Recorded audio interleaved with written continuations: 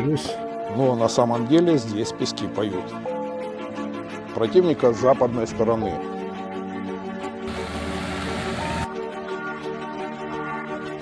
Сюда и приезжают.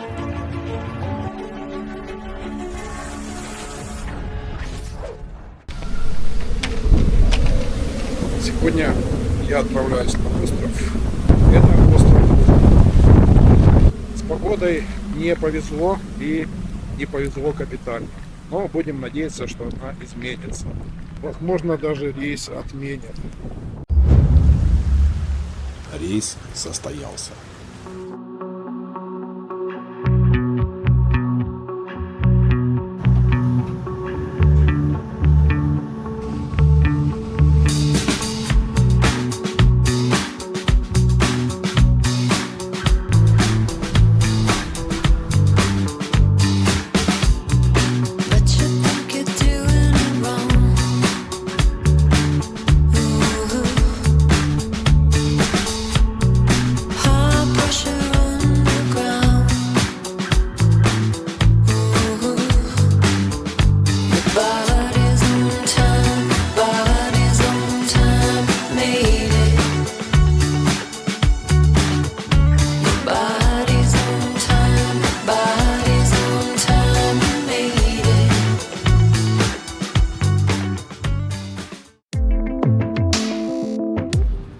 Вот, я и на Рухну.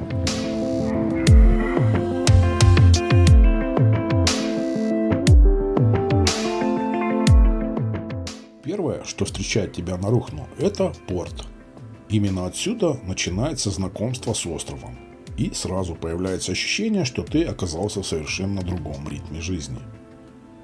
Сегодня сюда приходят паромы с людьми, продуктами и всем необходимым для острова. Но раньше связь Рухну с внешним миром была намного сложнее. Например, во время строительства маяка материалы доставлялись через временный причал на пляже Лима. Здесь же замечаешь главное отличие Рухну.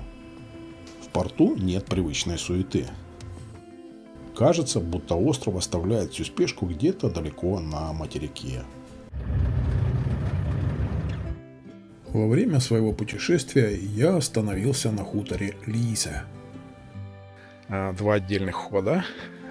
Слева это на 3 человек. Называется он Вайкайт. И год постройки 1933. И второй домик, вернее, второй вход на 2 персоны. Вот так он выглядит. Электричество есть. Комната небольшая, но вполне нормально. Домики старенькие, но со своей историей. Низко, конечно. А если становится полный рост, то, в принципе, как раз 1,86 м. Плюс еще немножко, ну, 1,90 м, наверное. И, пожалуй, это как раз то место, где можно почувствовать настоящий Рухну. Старые деревянные постройки, история которых насчитывает уже почти 100 лет, создают здесь особую атмосферу. На хуторе есть свой небольшой магазин, кафе. По утрам можно позавтракать на свежем воздухе. Ну и, конечно, гостеприимная хозяйка, которая всегда готова помочь и пойти навстречу. Для знакомства с Рухну, на мой взгляд, место очень даже подходящее. Первое, что бросается в глаза после того, когда вы попадете на остров, это отсутствие суеты и шума. А зачем, собственно, многие сюда и приезжают. Рухну небольшой, и его можно проехать за довольно короткое время. И даже обойти пешком. Но очень быстро понимаешь, что сюда приезжают не ради количества достопримечательностей. Здесь почти нет движения, мало людей и очень много пространства. Несколько столетий остров Рухну был островом балтийских шведов. Здесь разговаривали на шведском языке, соблюдали все шведские традиции. После Второй мировой войны большинство жителей покинули остров и уехали в Швецию. Фактически целая эпоха исчезла за несколько лет. Говорят, что историю Рухну решили тюлени. Звучит странно, но доля правды в этом есть. Островитяне активно промышляли у эстонских берегов и поэтому поддержали присоединение к Эстонии, хотя географически Латвия находится гораздо ближе. На острове нет постоянных популяций крупных хищников. Здесь не водятся медведи, волки или рыси, но вы вполне можете встретить лис или косуль. Иногда отдельные животные могут попасть сюда зимой по льду. Полагаю, многие помнят историю о том, как однажды на остров Рухну попал медведь по льду. Вероятно, до сих пор он здесь и бродит. Хотя эта история окутана туманом, ее отголоски до сих пор можно встретить на острове. На острове живет не так много людей, примерно как в многоквартирном доме. Но при этом здесь есть своя собственная школа, библиотека, пару магазинов и вся необходимая инфраструктура. Увидев все это, понимаешь, что Рухну не просто туристическое место, а настоящий дом для его жителей. И еще одна особенность Рухну – это наличие здесь старой техники. Трактора, машины, какие-то непонятные механизмы. Многие явно помнят еще советские времена. Где-то техника работает вовсю, где-то она отдыхает в высокой траве. Впрочем, когда до материка несколько часов по морю, начинаешь понимать, старый трактор – это не металлолом, а то, что вполне может пригодиться. Пока я путешествовал по Рухну, мне постоянно попадались различные интересные детали и небольшие особенности острова. Что-то сразу бросалось в глаза, а что-то замечаешь совершенно случайно. И вот несколько таких моментов, которые показались мне особенно интересными. Вода очень соленая. Не знаю, для какой цели этот колодец, но... Как оказалось, это Рухнусская скважина, которая на тот момент была самой глубокой в Эстонии. Надежды бурильщиков найти газ или нефть не оправдались, но скважина осталась.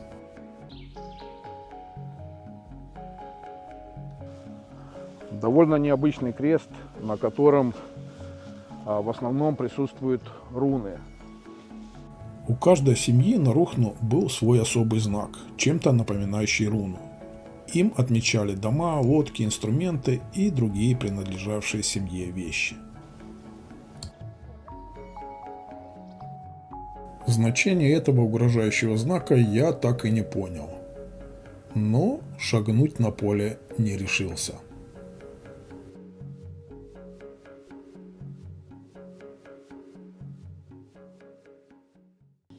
На Рухну круглый год празднует Новый год.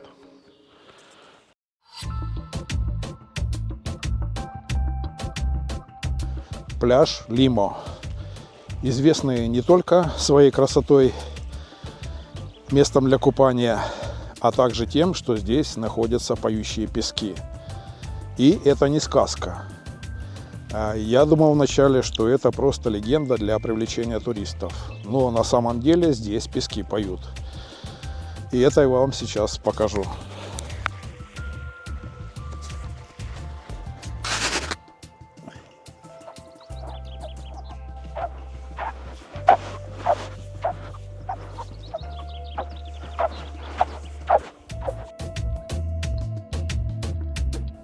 Причина кроется в особых свойствах песчинок. Зерна похожей формы и размера при движении трутся и вибрируют практически одновременно, создавая этот необычный звук. Причем мокрый песок обычно молчит. Лучше всего эффект слышен на сухом участке пляжа. Подобный поющий песок встречается лишь в некоторых местах мира. И одно из них здесь, на маленьком острове Рухну. Одно из самых важных мест острова – это две церкви, стоящих практически в обнимку. Старая деревянная церковь Святой Магдалины была построена еще в 1044 году и считается старейшим сохранившимся деревянным зданием Эстонии. А рядом новая каменная церковь, построена в 1912 году. Старую, к счастью, решили сохранить. Самое интересное, пожалуй, внутри. Старинные деревянные скамейки, стеклянные люстры, возраст некоторых из которых насчитывает не менее 300 лет. Особенно интересны старые деревянные скамьи. Когда-то места в этой церкви распределялись между семьями, и на торцах можно увидеть вырезанные имена, инициалы и семейные знаки владельцев. Мужчины и женщины сидели отдельно. Возле алтаря стоит повидавшая виды лавочка, на которой перед венчанием сидели молодожены.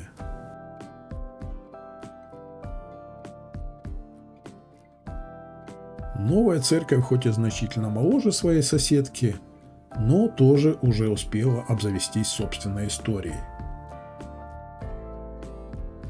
А сегодня здесь можно не только заглянуть внутрь самого храма, но и познакомиться с небольшой выставкой, рассказывающей о жизни и истории Рухну. Рядом с церквями находится старое кладбище, и здесь особенно чувствуется шведское прошлое Рухну, хотя и не только оно. Остров настолько маленький, что в среднем здесь умирает примерно 1 человек в год. Наверное, именно здесь особенно хорошо понимаешь, как тесно переплетены сегодняшний Рухну и история тех, кто жил на острове задолго до нас. На первый взгляд Рухну кажется совсем маленьким островом. Но чем дальше углубляешься в него, тем больше понимаешь, что не так уж он и мал. И, конечно же, побывав на Рухну, многие посещают Рухнуский маяк. С маяком Рухну связана одна известная легенда. Долгое время считалось, что его мог спроектировать Густав Эйфель, тот самый инженер, чье имя носит знаменитая башня в Париже. Но документальных подтверждений этому нет.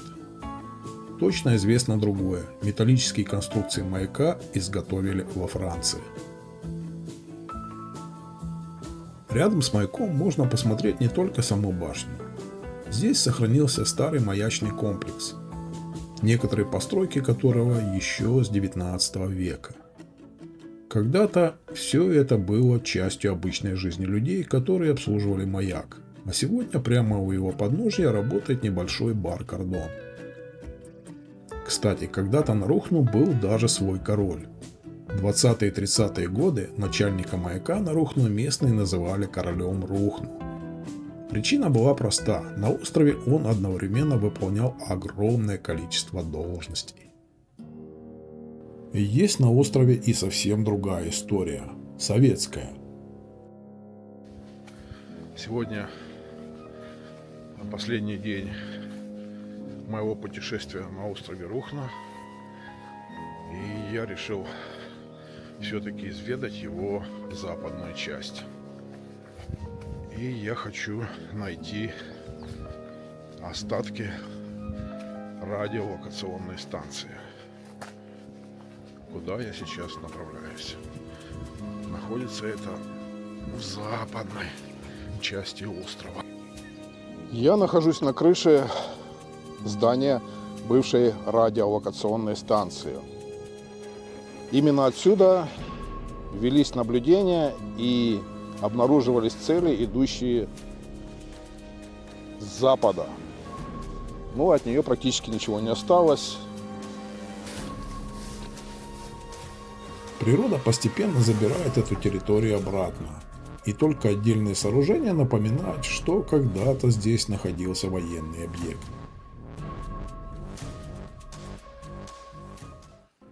Но еще более странные следы советского прошлого можно встретить в других частях острова. Это огромные металлические башни. Всего на Рухну их было 5. На острове вы можете встретить несколько подобных сооружений металлических, а вдоль берега Некоторые их путают с тем, что это навигационные знаки, створы. На самом деле их предназначение совершенно иное. И, как оказалось, предназначались они для проверки и настройки оборудования советских подводных лодок. С базы в Лиепая подлодки специально приходили в район Рухну для проведения этих работ. Сегодня башни просто стоят посреди леса и на берегу моря. И если не знать их историю, догадаться, зачем посреди маленького острова появились эти металлические конструкции, практически невозможно.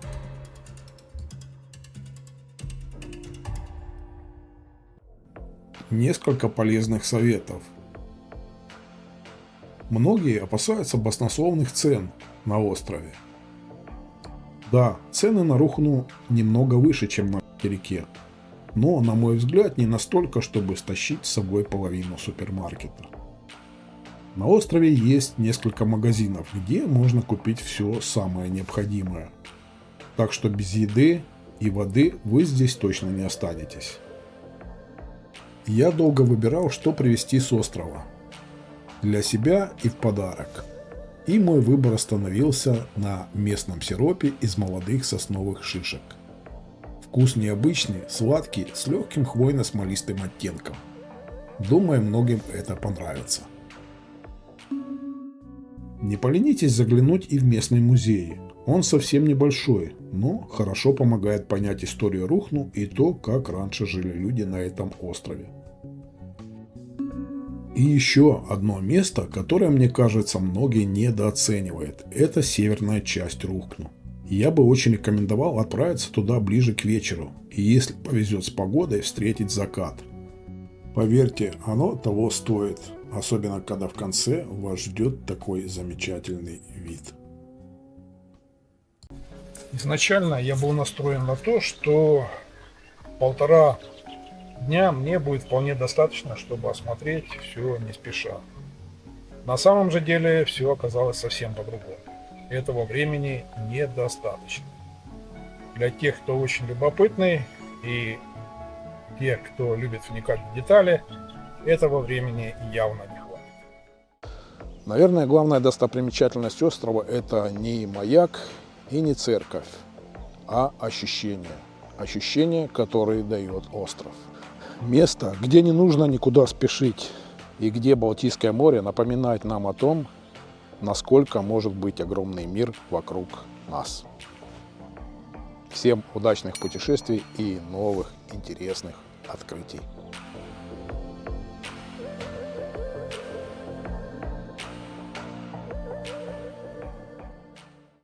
Во время подготовки этого видео я заметил одну интересную деталь.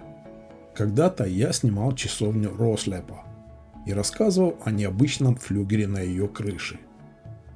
И вот теперь оказалось, что флюгер старой церкви Рухну практически один в один похож на тот самый.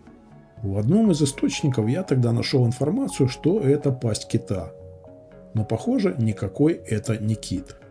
На Рухну я специально переспросил экскурсовода, и ответ был совершенно уверенным. Дракон. Именно дракон, и уж точно не кит.